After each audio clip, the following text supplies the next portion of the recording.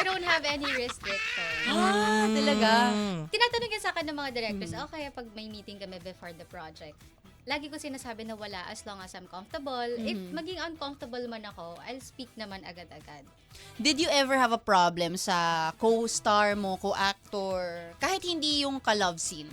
Wala naman so far. Very Kasi professional pa rin naman sila. Very professional Oo. lahat. At saka, when it comes to guys naman, they're very gentlemen. Alam mo Tama, yung tama. Hindi mo mafe-feel na hahawakan. Actually, Yeah. parang napansin ko nga sa mga dumadating, parang yung mga sinasabi nila, paano nila pinaprepare ang ating mga girls sa scene, talagang kinakamusta daw kayo? Yes, and actually, I like it when my co-artist, especially yung male artist na, kunyari, papunta na sa intimate scene, they're gonna say na parang, hahawakan kita dito ha. Okay lang ba gentleman sa'yo? talaga. Or something. Kunyari, after the scene, yung mga scenes Parang na okay. parang nagkasakitan kayo.